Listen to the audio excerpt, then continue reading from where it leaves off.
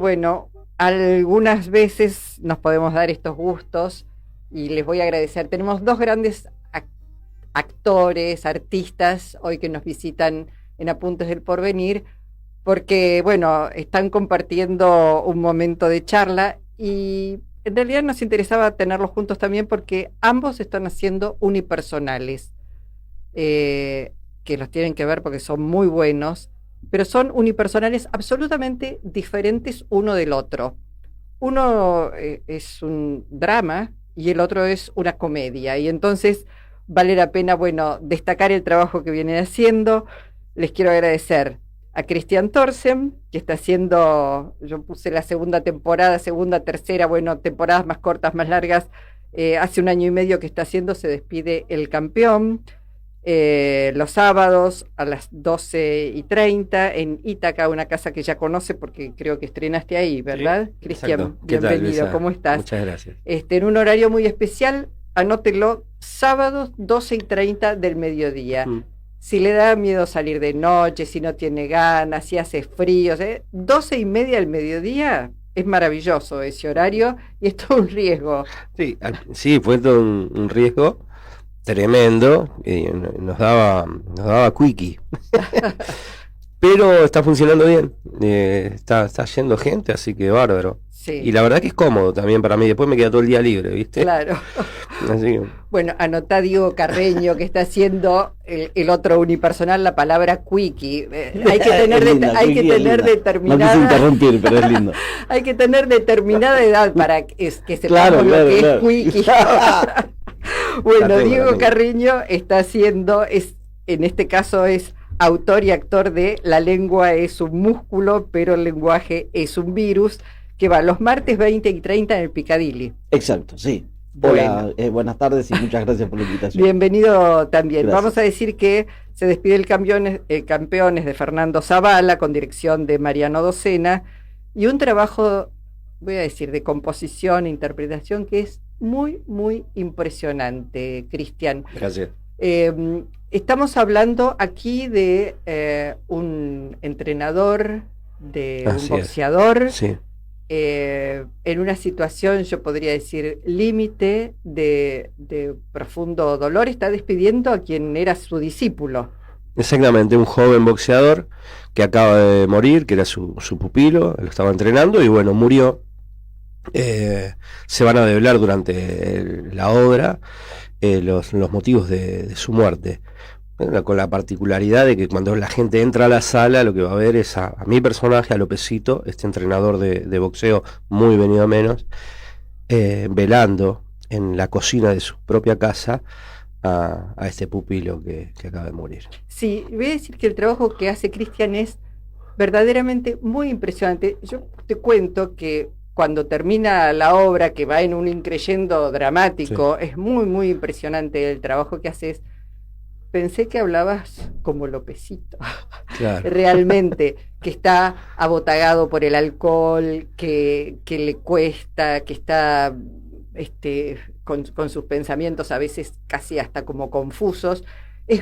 Es muy impresionante ese trabajo. ¿Te inspiraste? ¿Viste películas de boxeadores? ¿Cómo trabajaste a ese entrenador tan venido a menos además? Sí. Bueno, el personaje ya en su acción dramática es un tipo que está destruido y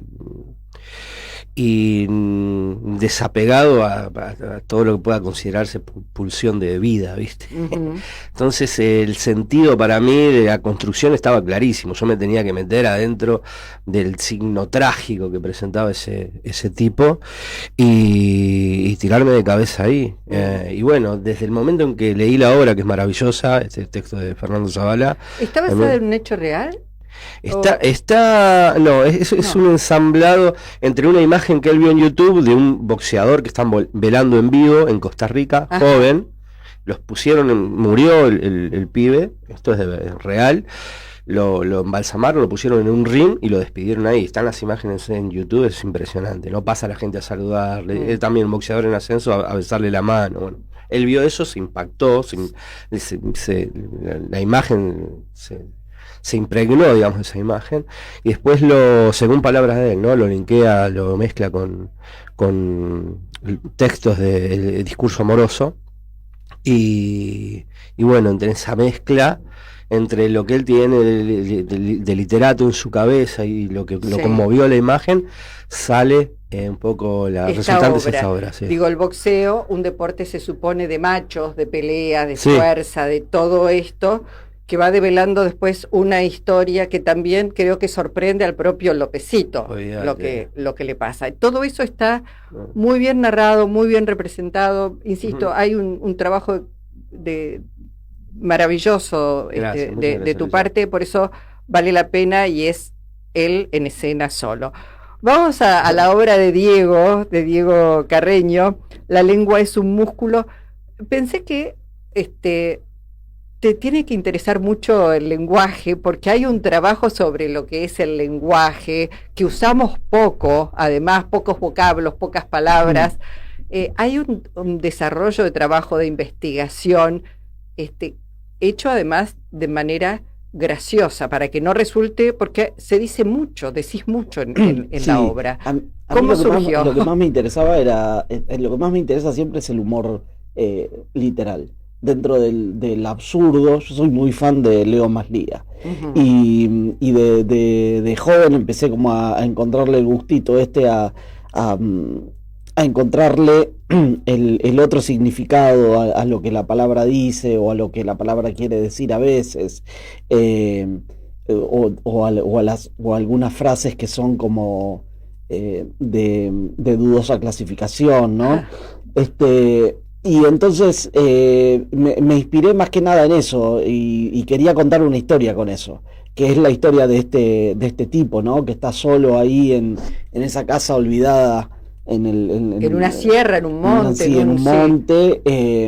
Desde la premisa es absurda, pero bueno, que viste, hay tantas cosas que son absurdas hoy en día que tranquilamente podría suceder. Y lo que quería contar era esto, era la historia de este tipo que estaba como obsesionado por encontrarle algún significado a algunas figuras retóricas, y me interesaba además la idea de teatralizar las figuras retóricas, que no es algo muy común, que digamos, claro. ¿No? Como esto, como de teatralizar la metáfora, la paradoja, la paronomasia. Me parecía que podía ahí encontrar como un gancho para, no solo para estudiantes de letras, sino para el público en general. Para todo el público, porque, digamos, más allá de hablar sobre determinadas figuras retóricas, como la paradoja, la metáfora, la paronomasia, todas las cosas, la dubitación. Claro. No sé, hay una cantidad de recursos ahí que utilizás.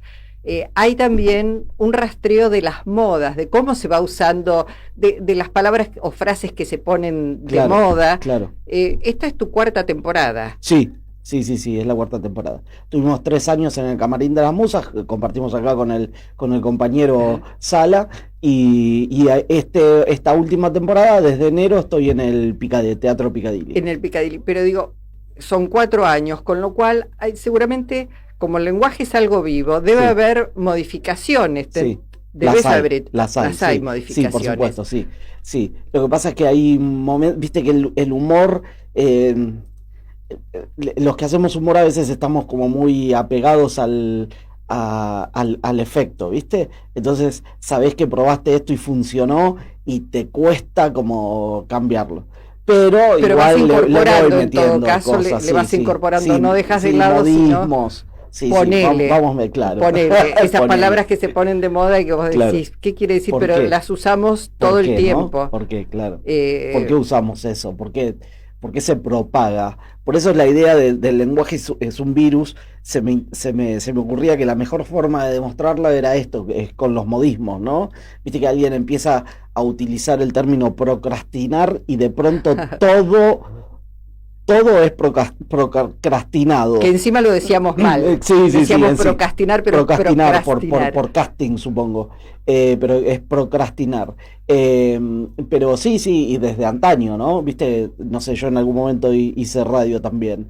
¿Por qué todos decimos cuáles son las vías de comunicación?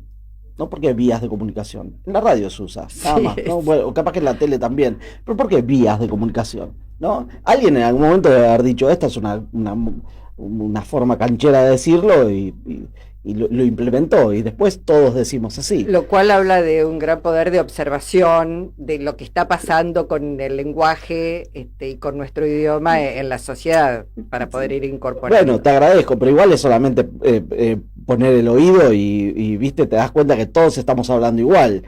Hace 10 años todos decíamos que determinado estandarte era un paradigma, era un nuevo paradigma, y ahora todo es coyuntural, ¿viste? Sí. Hay que aguzar el oído y agudizar el oído y prestar atención y las cosas te van saliendo solas. Vuelvo. Quickie no lo usa mucho. Quickie no lo podemos usar. Quickie no lo usamos ya. Hay que ver, es linda, suena linda, porque hay otra parte de la obra en la que hablamos de las palabras que suenan lindo. Esa podría estar, pero hay que rastrearla a ver si está en la RAE. Ok. Porque todos los todo, por supuesto. Claro. Bueno, porque él es un estudiante que quiere terminar su tesis sobre el idioma, la lengua. Sí. ¿Y por qué Burroughs lo elegiste? Porque yo Diego, lo elijo Sí. porque me gustaba mucho, me parecía muy contundente esa frase. El lenguaje es un virus, ¿no? Me parecía potente, incluso pensaba que se tenía que llamar así en un principio. Después se nos ocurrió esta cosita del juego de la lengua es un músculo, pero el lenguaje es un virus. Pero el lenguaje es un virus es una frase potente, me parece. También. Claro, me parecía interesante. De ahí viene. Cristian pensaba, ¿cómo te desprendes después de un personaje tan fuerte como el que interpretás, como Lopecito? Y cuesta un poco porque, claro, desciendo al inframundo, rápidamente el personaje ya se instala como en una construcción trágica y va así hasta el final y es una horita y pico el monólogo, ¿viste? Y entonces estoy como muy pegado a esas emociones, ¿viste? A ese tipo de construcción. Y porque sí. ¿Estás haciendo otra cosa hoy actoralmente? No, estoy en series que yo salí grabé División Palermo. División Palermo, sí. No de teatro, y estoy en La Jefa, que se va a estrenar ahora de Natalia Oreiro. Ajá. Series, cosas de televisión. Teatro solamente esto. Solamente. Por ahora y clases, sí. Pero es porque digo, es un personaje no habitual, No. estás solo allí Sí, con total. esa tragedia, por eso pensaba, y hace ya más de un año que lo estás haciendo, digo, ¿cómo Claro. salís de ese personaje? Y te vas entrenando también en esa postfunción. Yo lo que hago básicamente es conectarme con lo más alejado posible, con lo más horizontal posible que tiene la vida. Me voy a comer inmediatamente con Mariano Docena, el dire, que además de ser un gran director es un amigo entrañable. Que hay que mandarle un saludo enorme. Un abrazo enorme, y nos vamos siempre a comer después de la función y hablamos de chusmeamos y esto y el otro. Y me conecto digamos, con el mundo real inmediatamente. Sí, porque si bien yo siempre observé con cierta desconfianza eso de los actores, viste, que dicen, se me llevó el personaje a casa, qué sé yo. Pero haciendo este personaje, metiéndome tan adentro, me pasaba algo de eso, ¿viste? Que en principio me costaba como sacarme esa energía, ¿viste? Sí. Esa la tristeza del tipo. Entonces empecé como a conectarme con mi hija, con mi señora, nos vamos a comer, después doy clases y ahora y ya me voy, ¿viste? Pero sí está siempre el riesgo latente de llevarte un poquito de la tristeza del personaje a tu casa, ¿no? Sí, no quiero contar mucho de la obra, que sepan que es un drama, porque la obra tiene, en la medida en que avanza la obra, se va develando qué es lo que pasó con este púgil joven y con este entrenador que se lo ve devastado. Se lo ve devastado, se sí, lo sí. ve Está devastado. devastado porque yo siempre digo, no está como lo enganchan ahí soltando las últimas amarras de su vida probablemente. Le pasaron cosas horribles al tipo y bueno, está como en un último proceso de tratar de organizar en su cabeza todo eso, no puede hacerlo, todo lo que él intenta como para darle un poco de razonabilidad Sí. a toda esa situación, y bueno, y entonces va cada vez más abajo, ¿no? Hasta que, bueno, sucede lo irremediable. Es una historia, una hermosa historia de amor para mí. Sí, sí. Eso me parece que está bueno remarcar. Es una profunda historia de amor. En alguien que no la espera, No, que se sorprende con sí, esa historia. casi porque- fuera de contexto, ¿no? O por lo menos no la espera él, no, y uno como espectador tampoco, ¿no? Es como que el contexto sociocultural, que si querés. Por eso remarco que esto que es Claro, un deporte de machos, de claro, fuerza, de golpe, de claro. físico, bueno, Claro, la obra se arma en un sentido que contenido por cierto contexto sociocultural y después la historia, la trama irrumpe con elementos, fuertes elementos externos que hacen que todo eso armado, todo lo que uno espera cuando se sienta a ver, eh, como espectador barra ciudadano promedio, todo eso estalle por el aire, ¿no? Y se arman ahí unas lógicas que nos hacen mirar como espectadores hacia otro lado, un lado más profundo, si querés, más oscuro y hasta en un punto más puro de nuestra propia sí, sí, sí. humanidad.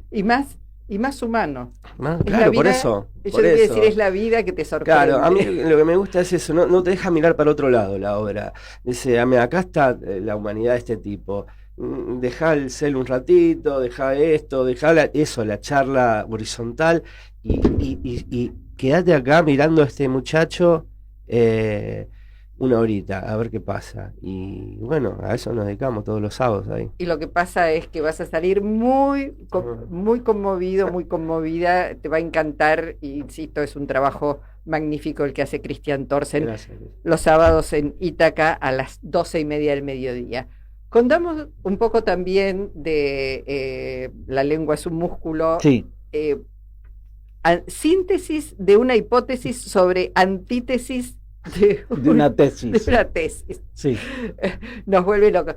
Tenés una escenografía además, Diego, que es increíble, porque Sí, te transporta al pasado también, ¿no? te transporta al pasado y además Y a la obsesión del y a del la muchacho, obsesión. claro. Hay como una cosa al límite también con la locura, Con la en, locura, ese, sí. en esa tesis que está preparando hace 24 años el personaje, Claro, nada claro. más ni nada Sí, menos. yo creo que igual, viste que yo no fui tesista nunca, pero me encuentro con muchos que vienen a ver y que se encuentran, como ellos dicen, en situación de tesis y hay un cierto grado de locura, viste, Sí. que están trabajando.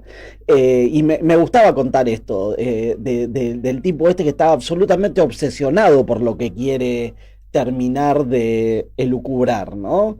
Eh, por eso esa gran pared como con pistas, con resúmenes, con todo. Yo quería que todo fuera papel, ¿viste? Sí, sí. A él lo mandan sus padres a esta casa del cerro, y yo me imaginaba que tenía que ser una casa como abandonada, a la que nadie fue durante mucho tiempo. Entonces están todos estos artefactos analógicos, ¿no? Como de una... Un contestador automático. Claro. La máquina de escribir es maravillosa. Quienes hace mucho tiempo trabajábamos con máquina de escribir. Claro, totalmente. Hay contestador automático, hay un tocadiscos, pero de los viejos, ¿no? De los actuales que son como cool, ¿no? Como Sí, sí. algo viejo. Todo se hace como manualmente, ¿viste? Él anota cosas y las pone y las saca Sí. de esa... y bueno, Hay un quería... entrenamiento ahí, está bien, son 4 años. Seguramente el público también reacciona de manera diferente, no son todas las funciones iguales. No, por supuesto que no. Hay A mí si bien detrás hay una historia dramática detrás, a mí siempre me gusta contarlo a través del humor porque me parece que es como el modo más simpático que encuentro yo, ¿no? Admiro mucho a la gente que puede trabajar otros códigos como acá Cristian, pero a mí me sale más naturalmente esto. Y lo haces muy bien, hay que decirlo. Gracias. Pero sí, el humor tiene esto, ¿viste? Muchas veces la respuesta no es la misma en todo momento. Y hay gente además que se conecta más con la historia dramática de trasfondo que es que es mucho más difícil, y lo admite todo el mundo, hacer reír que hacer llorar. Voy a decirlo. Bueno, yo no estoy muy de acuerdo con esa parte. No, porque hacer llorar debe ser dificilísimo. Lo que puede llegar a ser, digo, si vos estás mirando una película, yo no recuerdo haber llorado en el teatro. ¿Vos lloraste en el teatro? No. Hacer llorar en el teatro debe ser dificilísimo. Lo que probablemente para algunos actores sea más difícil hacer reír que hacer drama. Pero que hacer llorar, no. Hacer llorar te tiene que conmover mucho viste que generalmente el llanto, la lágrima se te da como en situaciones más como íntimas, capaz que mirando una película en tu casa, que te toca algún nervio, pero en el teatro estás como muy, no sé, a mí no me pasó nunca llorar en el teatro, sí, capaz que de emocionarme un poco con una actuación, con alguna a eso quizás me refería, no a llorar literalmente, sino a conmoverte, no a que sientas una emoción. Bueno, repito, ya me están diciendo, bueno, la lengua es un músculo, pero la lengua es un virus. Va los martes 8:30 en el Picadilly. Las entradas son por PlateaNet. Sí, bien, bien, y no se lo pierdan, van a salir encantados. Muchas gracias. Y van a de pronto volver a descubrir lo que es nuestro idioma y todas las posibilidades que tiene, realmente, porque es increíble el trabajo que hiciste. Muchas gracias. Y se despide el campeón en Ítaca los sábados 12:30 y las entradas se compran por Alternativa Teatral o en la boletería del teatro, que Ítaca está todo el día abierto, así que mándense nomás. A los dos, gracias por haber venido y sobre todo gracias por el trabajo. Nos vamos a ir a ver, que no nos vimos. Sí, nos vamos a ir a ver pronto y muchas gracias a vos. Gracias a los dos. Placer. Bueno, gracias Juana, gracias Carlos y nos vemos en 7 días. Sí, en 7 días. En Avellaneda.